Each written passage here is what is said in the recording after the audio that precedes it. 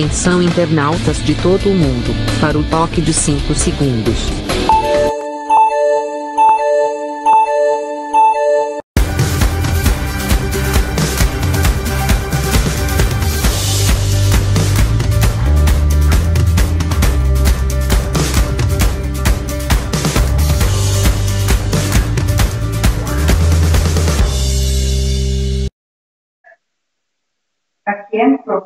Muito bem, começando mais um programa Sérgio Cruz aqui pela viamorena.com, em conexão aí com a Facebook e com o YouTube. Muita gente, eu tenho uns críticos, né, aqui que eu gosto de bater papo com eles. Um deles é o DP, é o Dino Piazza, o Piazza. Ele assiste o programa todo dia e de vez em quando ele faz algumas sugestões pertinentes. A sugestão que ele fez hoje é o seguinte: que eu parasse de ser pessimista, né? Para de ser pessimista, em outras palavras, começa a elogiar o Bolsonaro, que aí sua audiência estoura, né? Você vai ficar o influenciador, vai virar, se transformar em influenciador, né? E que dizer isso? Porque ele é bolsonarista, negacionista, assumido.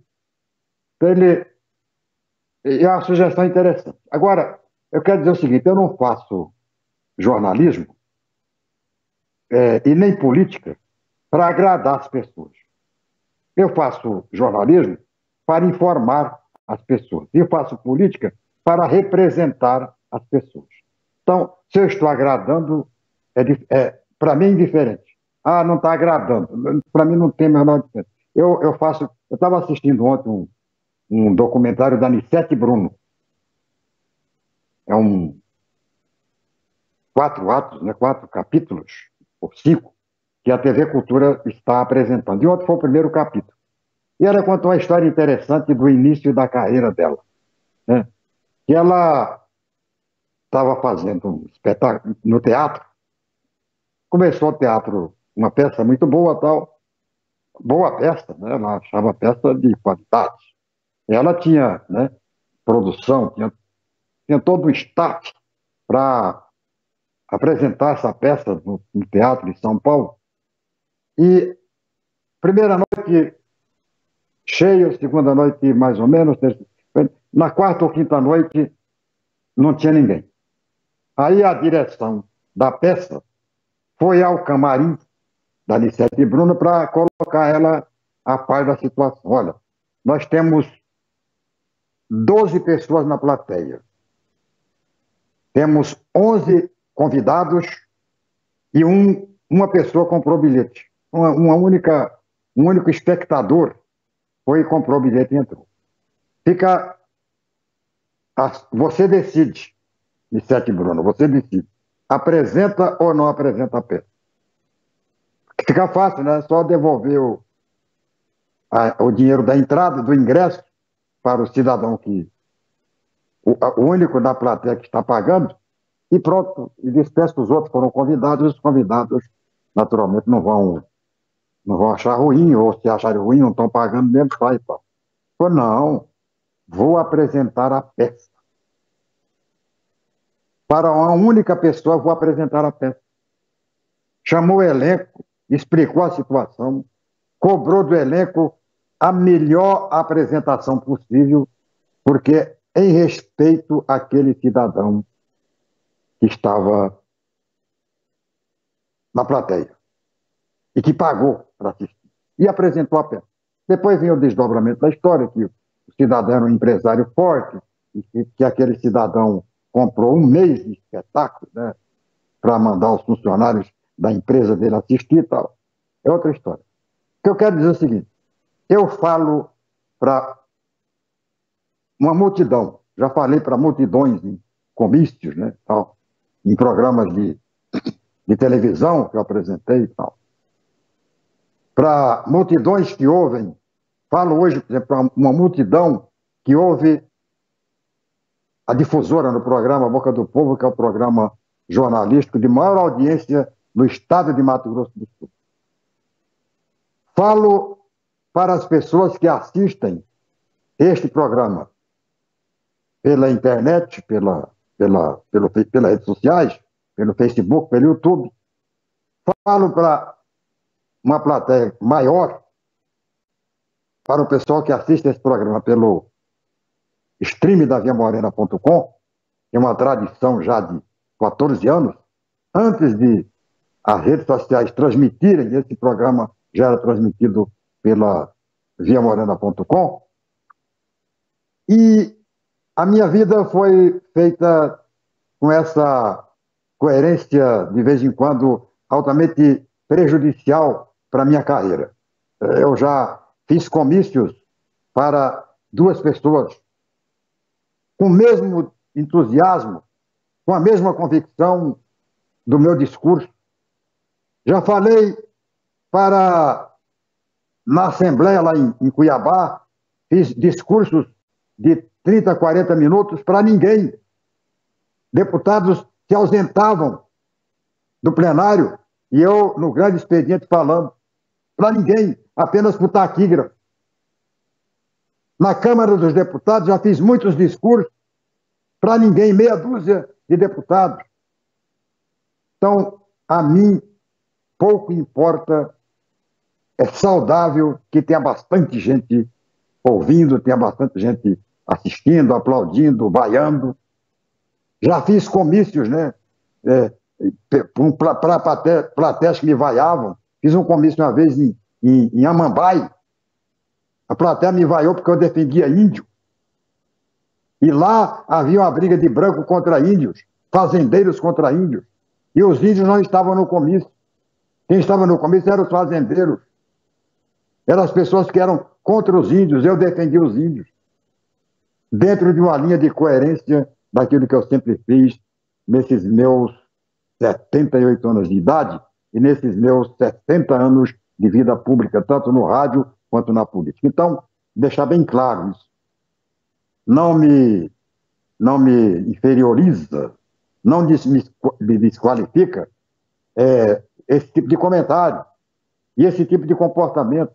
Para mim, eu estou aqui falando com a mesma satisfação, faço esse programa há exatamente 14 anos, alguns com picos de audiência, alguns sem nenhuma audiência. Estou aqui. O que eu estou falando está gravado. Eu falo para hoje e falo para o amanhã. Eu quero ser julgado amanhã, principalmente, quando alguém rodar o vídeo do Sérgio Cruz para ouvir ele falar sobre determinado assunto. Eu quero isso. Eu estou aqui buscando o meu espaço na história também. Além, naturalmente, do objetivo principal, fundamental e imediato, que é o de trazer a informação, de fazer um jornalismo sadio, um jornalismo sério, um jornalismo com base nos fatos, com base na verdade. Me cobram imparcialidade, não posso ser. Não, esse negócio de comentarista, de quem dá opinião dizer que é imparcial, é mentira, é demagogia. Eu não faço isso. O que eu falo é pensamento meu, com base naquilo que eu vejo, com base na experiência que eu tenho. Esse é que é a minha fé de ofício. Faço isso, faço porque gosto, faço porque sei fazer. Porque aprendi a fazer e aprendi com a história. Aprendi com a minha coerência política, coerência profissional. Mas você falava isso antes, agora você fala isso depois. Eu mudei. As pessoas mudam. Os fatos fazem as pessoas mudarem. Mas o meu compromisso com a democracia, meu compromisso com a justiça, principalmente a justiça social, esse não muda. Podem mudar os meus métodos de chegar lá, de alcançar esses resultados. Essa explicação dá para responder ao meu amigo DT, por quem eu tenho uma grande amizade, apesar de discordar dele. Politicamente discordo, ideologicamente discordo. É uma instância que a democracia me garante. E é por isso que eu gosto da democracia. A gente falava ontem aqui do tal de tratamento precoce para o coronavírus.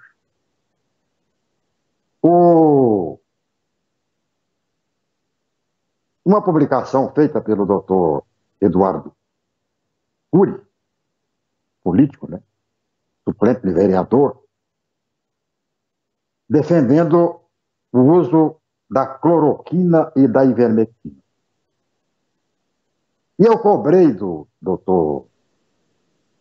Cury a autorização, a liberação desses medicamentos pela Anvisa.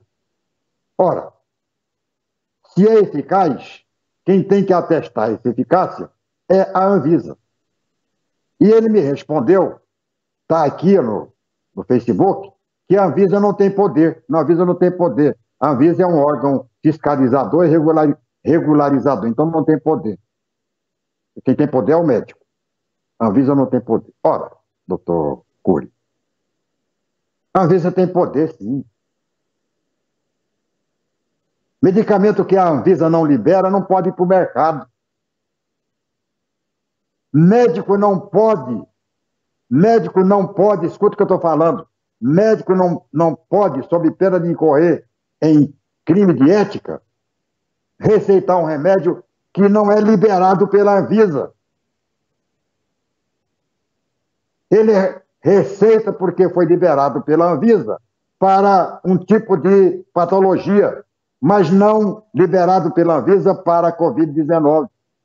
A cloroquina não foi, a ivermectina não foi, a hidroxicloroquina não foi. Aliás, esses medicamentos foram banidos por todas as sociedades médicas do mundo, inclusive pela Associação Médica Brasileira, e não passaram pela Anvisa. E ontem eu estava ouvindo o presidente do Conselho de Medicina dizendo que o médico pode fazer, pode aplicar, mas não um remédio que não seja liberado pela ciência, o que é? Quem representa a ciência neste caso é a Anvisa. Estou vendo aqui, por exemplo, a Anvisa liberou o Remdesivir. É um medicamento, não é nacional, mas que é um medicamento que o laboratório pediu, porque quem pede é quem produz, o laboratório pediu para a Anvisa liberar, e a Anvisa liberou. Está certinho, recomendado, funciona. No caso do tratamento da Covid-19, funciona, então está recomendado, pode ser utilizado nestes casos. Em caso, por exemplo, o estágio avançado da Covid-19 pode ser aplicado, o Remdesivir pode ser aplicado, tranquilo. Estou vendo aqui, a Anvisa autoriza teste de soro do cavalo. Aqui, ó, o estado de hoje. Teste de soro do cavalo. O que é isso? A Agência Nacional de Vigilância Sanitária concedeu ontem a anuência para a pesquisa clínica com o soro hiperimune, desenvolvido pelo Instituto Butantan contra a Covid-19. O que é isso aqui? Então, aqui já explico. Com isso, o Instituto tem autorização para fazer o teste do soro em humanos. Até o momento, o soro foi testado somente em animais como os cavalos. O teste em humanos é uma etapa-chave para que o Instituto possa avançar no desenvolvimento do medicamento e, posteriormente, solicitar seu registro na Anvisa, condição necessária para que ele seja usado no mercado. A autorização foi condicionada a um termo de compromisso que prevê a entrega de informações complementares. Para o início do estudo, o Butantan ainda deverá apresentar tais informações que, segundo a Anvisa, não foram integralmente disponibilizadas. No início de março, o Instituto Butantan entregou à Anvisa um dossiê com dados sobre o desenvolvimento da substância. A agência fez considerações sobre o pedido. Eu estou lendo isso aqui sobre o soro do cavalo, porque a ivermectina, por exemplo, a ivermectina, o laboratório dono da patente, que me parece que é o Merck, dono da patente, não recomenda o uso da ivermectina no coronavírus. Tem o laboratório que representa, que tem o direito de utilizar aqui no Brasil, que está fabricando, né, independentemente do que o dono da patente, que ele tem autorização de fazer, e está fazendo, está largando o pau, né, jogando ivermectina no mercado. Tacando no mercado. O pessoal comprando, o Bolsonaro manda, o pessoal vai lá e compra.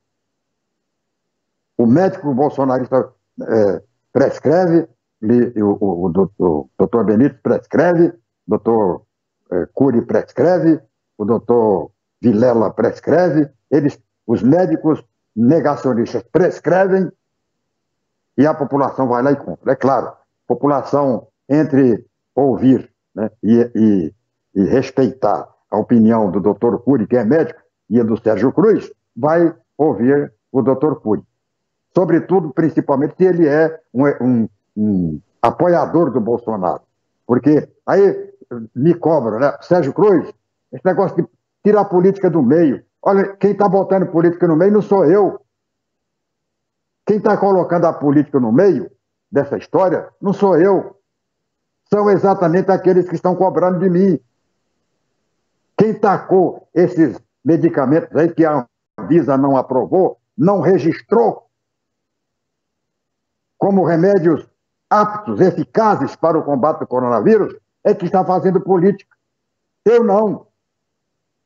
Eu estou seguindo orientação aqui, orientação da ciência, daqueles que pesquisaram, respeitando o dinheiro que o povo pagou, gastou em pesquisa. É isso que eu estou fazendo. Agora, estou explicando bem isso para lembrar ao doutor Cury que ele pode enganar o eleitor dele, a mim não, tá? A mim o senhor não engana, viu, doutor Cury? Doutor Benítez, a mim o senhor também não engana. Vai enganar o eleitorado seu aí, o pessoal que votou em você. O pessoal que acredita que o Bolsonaro tem mais competência que os médicos, que os infectologistas, que os pesquisadores, né, do mundo. Então, a mim não. A mim o senhor não engana. E eu vou tomar, tá? Vou tomar, assuma aqui o compromisso com o senhor, doutor Cury, com o doutor Benítez, doutor Vilela. Assuma aqui o compromisso seguinte. No dia em que a Anvisa aprovar o uso da cloroquina, aprovar o uso da ivermectina, o uso dos remédios do kit pandemia, eu vou tomar. Enquanto isso, não. Porque ele é banido do receituário médico para o tratamento da Covid-19. E eu não quero submeter a minha vida de quem quiser que eu faça. E eu condeno quem faz, sabe por quê? Porque vai tomar vaga no hospital de pessoas que acreditaram. Pessoas que foram contaminadas sem querer. É isso que eu tenho que colocar para explicar bem aqui para o doutor, principalmente para o doutor Cury, né, que está defendendo, né, esse kit pandemia. Eu não sei como é que um médico formado numa faculdade pública, principalmente, que teve todo o apoio, que se formou às custas do governo e da população, tem coragem de misturar convicções ideológicas e políticas e interesses políticos com a vida das pessoas. Quer dizer, compromete a vida das pessoas por isso. Eu estou acompanhando aí, tem vários casos aqui. Não vou explorar isso. Inúmeras pessoas que utilizaram o kit pandemia e hoje não estão conseguindo vaga nos hospitais. Estão encostados em algumas unidades básicas, então não conseguem nem nas UPAs. Nem a UPA tem vaga. Pessoas que usaram, que confiaram, que acreditaram no doutor Benítez, que acreditaram no doutor Vilela, acreditaram no grupo de médicos do doutor Cury, e que hoje esses doutor Cury, doutor Benítez e doutor Vilela simplesmente desapareceram. Apareceu ontem o doutor Cury. Não sei porquê, também já desapareceu, já sumiu. Não quis saber de debate comigo. Eu, inclusive, convidei ele para vir aqui no programa e ele não deu resposta. Não deu resposta. Eu queria debater com ele aqui e quero debater com qualquer médico desses que estão aí negando a Covid-19, receitando, prescrevendo esse kit criminoso, esse kit banido. Quero à disposição qualquer um dos médicos, doutor Benítez, doutor Cury, doutor Vilela, qualquer um que quiser. Eu não sou médico, mas eu estou disposto, estou lançando aqui o desafio. Vamos debater isso. Vamos mostrar isso aí. Vamos cobrar da Anvisa uma posição. Por que a Anvisa, por que os laboratórios de cloroquina não mandam esse medicamento para a Anvisa liberar? Por que é obrigado a liberar a vacina? E não é necessário liberar esses remédios que podem matar tanto quanto o próprio coronavírus? Começa a mostrar aqui o Jornal Correio de hoje. Tem uma notícia interessante. E a boa notícia, né? A melhor de todas as notícias, essa aqui. É a capa do jornal de hoje. Se eu consigo colocar aí. Tá? Está colocado. Cai pela metade a mortalidade de idosos com mais de 80 anos. Eu fico muito satisfeito, muito contente, porque se está caindo pela metade com mais de 80 anos, deve estar caindo mais da metade com quem tem menos de 80. Então eu estou mais ou menos tranquilo. A taxa de letalidade entre os idosos com mais de 80 anos, grupo até então mais vulnerável à Covid-19, caiu 57,8% nas últimas 4 semanas no estado. A redução das mortes ocorreu simultaneamente com o avanço da vacinação nesse segmento da população. Quer dizer, a vacina funciona, né? Ela está funcionando. Não sei porque ainda tem muita gente que nega a vacina. Tem muita gente negando, tem médico negando a vacina. O próprio Bolsonaro não acredita na vacina. Ele vai liberar porque está com a faca no pescoço. Porque o palanque dele está com as pernas quebradas. Mas o comportamento dele na reunião de ontem com os ministros, com o presidente da Câmara dos Deputados, com o presidente do Senado, com o presidente do Supremo Tribunal Federal e com alguns governadores que ele escolheu a dedo para participar, aliás, uma patifaria, né? Porque tinha que ter, convida um, convida todos. Ou então convida por região e a região indicasse o governador. Região Centro-Oeste. Quem são os governadores da região Centro-Oeste? O governador de Goiás, Distrito Federal, de Mato Grosso e Mato Grosso do Sul. Junto os quatro escolhem um representante. Devia ter critério, né? E a coisa foi feita para bagunçar. Para bagunçar. E veja só,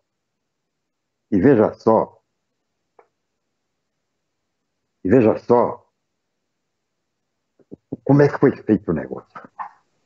Levou todos os ministros para tentar fazer contraponto, né, aos governadores. O governador que também, quem foi lá, já está mais ou menos de acordo com aquilo que ele quis. E serviu a reunião, falei hoje, agora há pouco, na minha crônica no programa do Bedi Paula, serviu a reunião para mostrar que o Pazuello cumpriu o seu papel, que era o de desconstruir, desmontar tudo aquilo que havia até ali, até o dia que ele assumiu, desmontar toda aquela estrutura que foi montada pelos ministros Mandetta e Nelson Teich. Mais pelo Mandetta, porque o Nelson Teich não teve tempo nem de provar, o trem já caiu fora.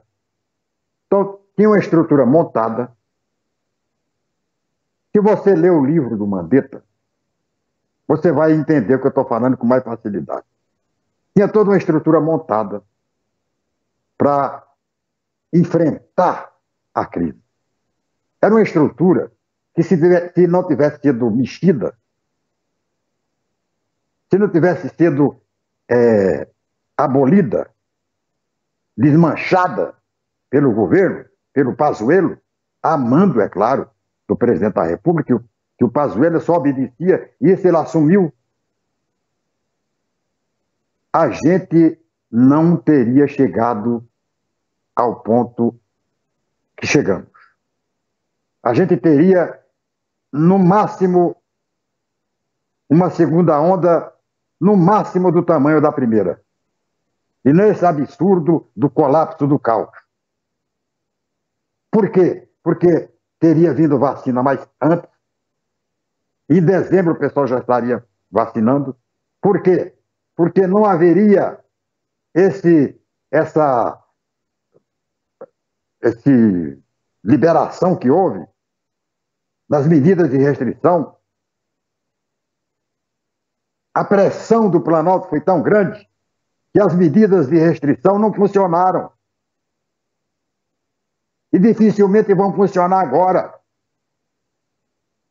Dificilmente vão funcionar agora. Por quê? Porque foi vendida a ideia para a população de que isso é isso mesmo, de que tinha que morrer. E o próprio Bolsonaro falou isso, que quando infectasse 70% da população,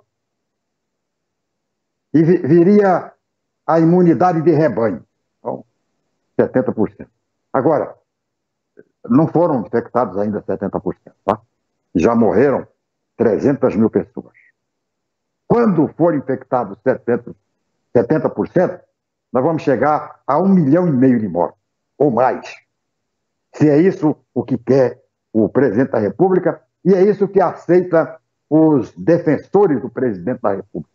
Aqueles que fazem o que o presidente da República manda, obedece. É um número que está muito reduzido hoje, mas é um número ainda muito expressivo e de muita influência. Por quê? Porque tomaram de assalto as redes sociais.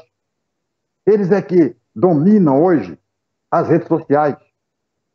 Então, esse pessoal está aí não para preocupado com a vida, está preocupado com 2022, está preocupado com a eventual volta do Lula, está preocupado com isso, não está preocupado com a vida das pessoas. Então, ontem ficou claro, né? Ficou claro que o governo não... O governo falou pela primeira vez em comitê gestor da crise, um comitê que a ser formado pelo representante da Câmara dos Deputados, do Senado, a Justiça que saiu fora, não aceitou por razões óbvias, né? Ela pode vir a ter que julgar algum caso e não pode estar participando, que vai ter que julgar o trem. Um representante, o ministro, né, da Saúde e um único representante da ciência. Tá? Já começou errado que esse comitê tem que ser um comitê técnico. Que a Câmara indicava um cientista, o Senado um cientista, o governo federal um cientista, pessoas que comprometidas exclusivamente com a ciência. Porque quem vai acabar com o coronavírus é a ciência. Não adianta você tirar a ciência fora, porque pronto, aí bagunça tudo, aí vira o caos geral. Então tem que ter Então, não tinha. Este comitê que o Bolsonaro prometeu ontem já existe nos estados. Já existem na maioria dos municípios, inclusive, principalmente nas capitais. Aqui em Campo Grande tem um comitê. O Marquinhos Trade não toma nenhuma decisão relativa à restrição, principalmente, sem ouvir esse comitê. De repente, até o comitê toma decisões muito mais expressivas, muito mais rigorosas, e ele flexibiliza. Não, tá, vamos devagar aqui, faz o controle político. Tem lá associação comercial, diretores lojistas, Ministério Público, todos participam desse comitê. Agora, um ano depois, 300 mil pessoas mortas, é que o presidente notou que estava faltando este comitê. É uma barbaridade. É uma irresponsabilidade que não tem tamanho, imedível. Aí as pessoas querem que eu seja otimista. Não, Sérgio, você está sendo muito pessimista. Você só dá notícia ruim, mas não tem notícia boa para dar. Aí o ministro resolveu, um ano depois, e um dia depois que ele assumiu, mas um ano e tanto depois que começou a pandemia, criar no Ministério uma secretaria para cuidar do coronavírus. Quando estava todo no tempo do Mandetta, por exemplo, do Taishi, não era uma secretaria, era todo o ministério, mais alguns ministérios agregados para tratar do coronavírus. Era todo o ministério. Não era uma secretaria. Então, vamos separar, botar uma secretaria. Vamos criar um quartinho aqui, um conjugadozinho aqui ao lado, né? E colocar o coronavírus. Não era isso, não. Era todo o ministério cuidando e não dava conta. E funcionava.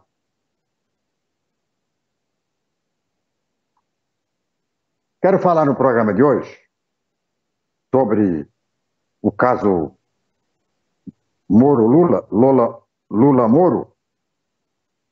Falar também sobre a posição do Mandetta com relação à decisão do Supremo Tribunal Federal que tornou o Moro suspeito. Falar aqui sobre a preocupação do Rodrigo Pacheco, presidente do Senado, que já vai fazer, foi designado ontem, não foi nem formado o comitê ainda, mas ele já se adiantou e já está convocando os governadores para uma reunião, já que ele vai ser a pessoa encarregada para tratar do coronavírus com os governadores. É um absurdo, né? O governo não quer saber de falar com o governador. Quem vai falar é o presidente do Senado. Para que essa intermediação? Mas já que tem, ele foi para a luta. E talvez ele consiga, né, resolver esse impasse imbecil havido entre o presidente da República, que não quer conversar com prefeitos e governadores, e os prefeitos e governadores. Então, daqui a pouco, depois do tempo para esta quinta-feira, em toda a região centro-oeste, o tempo que vem na ponta da flecha do índio.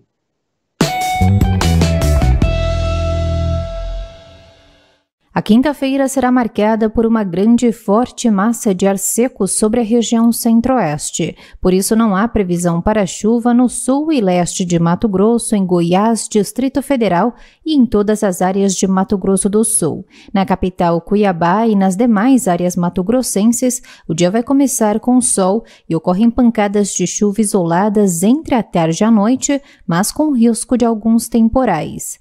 Em Brasília, mínima de 19, máxima de 30 graus, e em Campo Grande, mínima de 21, máxima de 34 graus. Dor, medo, desvalorização, constrangimento. Essa é a realidade enfrentada por mulheres em todo o Brasil. Se você se encontra nessa situação, procure a rede de proteção. Você não está sozinha. Essa luta é nossa.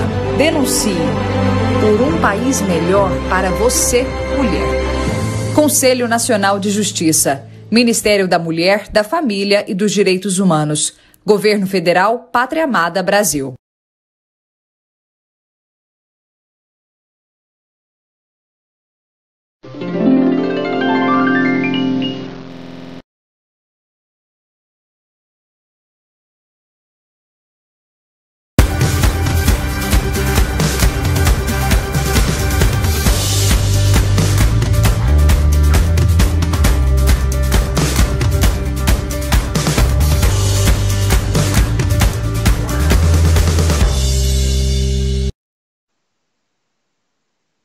Bem, voltando com o programa Sérgio Cruz aqui pela viamorena.com, agradecer mais uma vez o pessoal que está assistindo esse programa pelo stream da viamorena.com, agradecer o pessoal que está assistindo esse programa pelo Facebook e o pessoal que assiste esse programa pela Via Morena, canal Via Morena Oficial no YouTube. Obrigado pelos compartilhamentos, obrigado pelas inscrições aí no canal. Vamos, né? Numa boa. Muito obrigado mesmo. E informar que esse programa é retransmitido às 11 horas, daqui a pouco às 11 horas, depois às 6 horas da tarde e depois às 11 horas da noite. Avisar para quem não gosta, para não ligar, né? Dar horário primeiro. E quem gosta e quem quiser ouvir de novo, é só. É claro, o programa fica também gravado aqui no Facebook e no YouTube. Então, oportunidade para assistir, você tem várias. Essa programação de jornalismo da Via Morena, às 9 horas e 40 minutos, às 8 horas, depois deste programa ao vivo, tem documentário na Via Morena, às 9h40. Daqui a pouco volta o programa Jornal da Hora, que está com problema técnico de conexão com a internet. E ao meio-dia, depois da reapresentação do programa Sérgio Cruz, tem o programa Boca do Povo, com B de Paula Filho, que eu recomendo você assistir hoje, que tem uma entrevista muito boa com o doutor Ricardo Ayashi, e tem também, além da entrevista com o Ricardo Ayashi, nós temos também um editorial do B de Paula, que ele fala da crise de coronavírus, um pensamento que é mais ou menos o meu pensamento. Que, para mim, poderia ter dispensado, né, o lockdown, que não é lockdown também, né? O que está vendo aqui em Campo Grande não é lockdown. São restrições que não chegam a ser um lockdown. Lockdown é quando fecha. E quando tem lockdown, o lockdown resolve. Eu vou citar apenas um exemplo de lockdown. O Wuhan, na China. Quando descobriram a epidemia, que depois virou pandemia, foi o que os chineses fizeram. Lockdown em Wuhan. É uma cidade enorme, uma cidade grande, cidade tamanho do Rio de Janeiro, tamanho de pouco maior que Belo Horizonte. Cidade grande. Aliás, lá na China, todas as cidades são enormes, são grandes. Foi que os chineses fizeram. Lockdown em Wuhan. Wuhan. É o Wuhan. Não é Wuhan, é Wuhan. Mas todo mundo está entendendo. O meu mandarim não é muito legal. Em Wuhan, então fizeram um lockdown. Fecharam. Não entrava nem saía, não saía de casa, nem entrava de casa. Ficou todo mundo onde estava, por um determinado tempo. Muita reclamação, muita xingação, mas o pessoal na marra, e ninguém fez lockdown também lá na China, porque gosta por amor à pátria, não, e por amor à vida. Foi feito porque a autoridade impôs. Daqui não vai sair. Não sai daqui, não entra gente aqui, não sai gente daqui. Vamos controlar, vamos acabar com esse vírus aqui, aí depois sai todo mundo. Pronto, acabou. Não morre mais ninguém lá em Wuhan. Não morre mais ninguém na China. Pronto, acabou. Então, aqui em Campo Grande, quando vieram as primeiras restrições, que foram mais rigorosas do que as atuais, resolveu o problema. Caiu em 80% o número de casos e o número de mortes. Caiu em 80% o número de casos e o número de mortes em Campo Grande. Aí foi liberando, foi afrouxando. Eu falo Campo Grande porque no Brasil também foi assim. Foi liberando, foi afrouxando. Veio a eleição, veio não sei o quê, veio o Natal. O pessoal foi acomodando. O Bolsonaro insistindo, né? Bolsonaro aglomerando. Bolsonaro dizendo que máscara matava a criança. Se mata a criança, mata velho. Se mata a criança e mata velho, mata adulto. Então, o pessoal foi relaxando com o uso da máscara para atender o Bolsonaro. É claro, é mais fácil atender o Bolsonaro, tirar a máscara, do que atender o Bolsonaro se mandasse botar a máscara, né? Claro. Para tirar a máscara é fácil. Colocar a máscara é difícil. E a coisa foi voltando e deu no que deu aí. Que essas restrições havidas agora seriam totalmente dispensáveis se tivesse sido adotado e respeitado os protocolos comuns, usar máscara, não aglomerar, manter distanciamento. Resolveu o problema. Não tinha problema nenhum. As pessoas ouviram o presidente da República, seguiram o que o presidente da República recomendou. O presidente da República era a favor das aglomerações, porque defendeu, inclusive, a volta dos estádios cheios, porque ele, pessoalmente, ia para a rua, aglomerava. Ainda no dia do aniversário dele, houve uma aglomeração enorme em frente ao Alvorada. Então, aí as pessoas não querem que culpem o presidente da República. Não, ninguém tem culpa. Tal. Claro que tem que culpar. Claro que tem que mostrar quais são os responsáveis, até porque estão querendo jogar agora a responsabilidade, a culpa em cima dos governadores. Estou vendo aqui algumas... os governadores gastaram o dinheiro que o presidente mandou. Que dinheiro foi esse que veio, que foi gasto? O dinheiro que veio foi gasto, todo ele foi gasto em cima do coronavírus. Mas não adianta você gastar dinheiro se há aglomeração. Por que os governos agora os governadores estão agora muito mais preocupados e alguns decretando até lockdown? Por amor à população? Nem tanto. Para fazer política? Nem tanto. Para conseguir mais dinheiro de Brasília? Nem tanto. Estão desesperados porque o sistema hospitalar entrou em colapso. E eles não têm onde colocar paciente, vai ter que levar para casa deles. Então eles estão desesperados, exatamente para controlar a crise estabelecida dentro dos hospitais, dentro e fora dos hospitais. É o receio de que falte oxigênio, como aconteceu em Manaus. Então, se o governo federal tivesse dado às outras cidades, outras cidades que são epicentro, o mesmo tratamento que foi dado a Manaus, por exemplo, que poderia ter sido um tratamento bem mais eficiente, bem mais eficaz, talvez não tivéssemos chegado ao ponto que chegamos. Tá? Bem,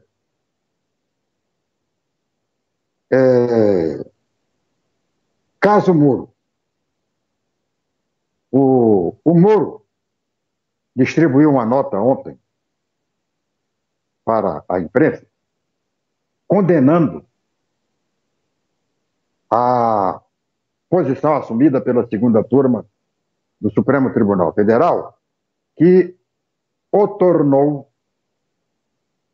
suspeito no julgamento do processo do Lula no caso do triplex do Guarujá.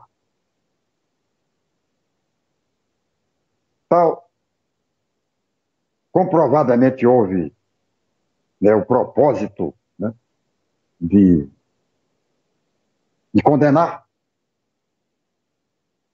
Não havia, se houvesse condenação, não havia necessidade de prender. Que necessidade? Porque o Supremo Tribunal havia autorizado, liberado a prisão em segunda instância, mas não havia, não era uma norma, não era obrigado. O juiz é que decidia, bom, vamos prender, não precisa prender. O Lula está aí. Que mal que ele vai fazer? Solto. Ele vai fazer muito mais mal se estiver preso.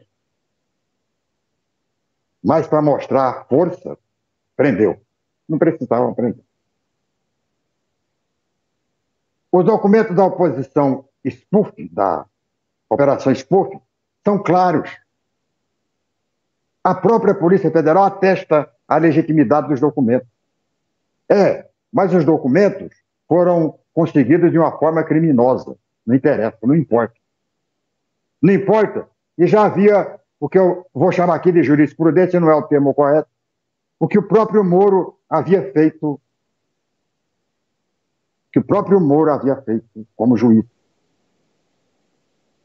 Que foi 2 vazamentos que ele fez, vazamentos criminosos, proibidos, tão criminosos quanto a Operação Vaza Jato, que foi o diálogo telefônico entre a Dilma e o Lula. E um diálogo do Lula, não sei com quem, que ele falava dos ministros, xingava os ministros do Supremo Tribunal Federal, chamando-os de covardes, ou posição acovardada dos ministros. Foram 2 sigilos, né? Foram 2 vídeos, 2 vazamentos do Moro que não estavam autorizados pela Justiça. Não estavam autorizados nem por ele, o Moro que era juiz. E ele alegou que era para o bem da pátria. Ele estava fazendo isso, era um serviço que ele estava prestando ao Brasil. Então, a Vaza Jato prestou um serviço para o Brasil, mostrando que ele estava em conluio com Dallagnol, para prender o Lula. Aí, no manifesto dele, de ontem, ele falou, não, mas aí foi pro Tribunal Regional e o Tribunal confirmou a sentença. Foi para o Superior Tribunal de Justiça, o STJ, ele confirmou a sentença, terceira instância. Foi um pedido de habeas corpus para o Supremo Tribunal Federal e o Supremo Tribunal Federal não concedeu, deixou o Lula preso. Usou isso aí para... Agora, é preciso colocar 2 coisas. Primeiro, o Moro era, naquela ocasião, o homem mais forte do Brasil. Se o Moro liderasse um golpe de Estado, ele conseguiria derrubar o presidente da República. Todas as forças, chamadas forças vivas da nação, à frente a mídia, a Rede Globo, principalmente, estava à frente. O Moro fazia e desfazia. Obrigava, ele pressionava e conseguia obter resultado. O Tribunal Regional Federal, que numa decisão monocrática de um juiz mandou soltar o Lula, ele foi lá e reverteu. Ele, Moro, estava de férias, tá? Ele estava de férias, foi lá e reverteu a situação. O que o Moro falasse, a pedra em que o Moro tocasse virava ouro. Ele era o grande Midas da política do Brasil naquela ocasião. Ele era muito mais forte do que o próprio Bolsonaro junto à opinião pública. Falava e as autoridades em geral se ajoelhavam diante dele. Tinha medo dele, pavor dele. Não pelo fato de ele ser um juiz, temeroso juiz, não, porque ele manipulou, e muito bem, ele e o Dallagnol manipularam muito bem a mídia, a partir das redes sociais, e o poder de fogo que tinha, por exemplo, a Rede Globo, e todas as redes de televisão apoiando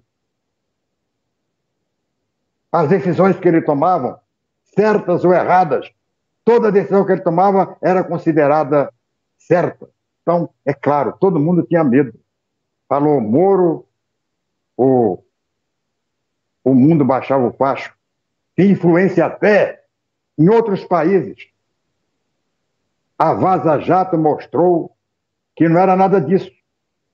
Que havia, e eu, desde o começo falava aqui, havia um circo montado,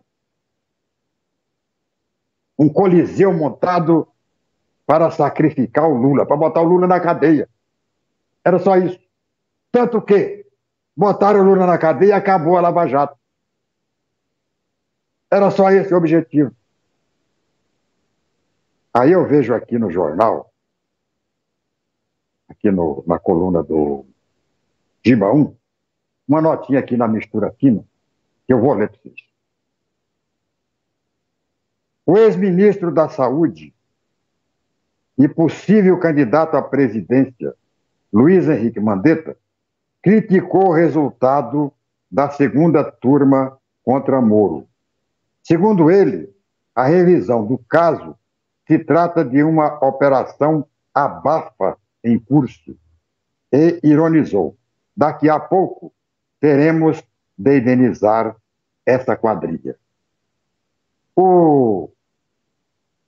Antes de comentar essa nota, quero dizer o seguinte: a justiça é formada da primeira, segunda, terceira, quarta instância. O cidadão é julgado definitivamente, a sentença é transitada em julgado quando passa pelas 4 instâncias. Primeiro, o juiz de primeira instância, segundo, o Tribunal Regional, terceiro, Superior Tribunal de Justiça, quarta, o Supremo. Enquanto não chegar na quarta e última instância, o cidadão recorre. Pode recorrer e a última instância pode livrá-lo da pena, pode anular a pena, ou pode confirmar a pena de primeira instância.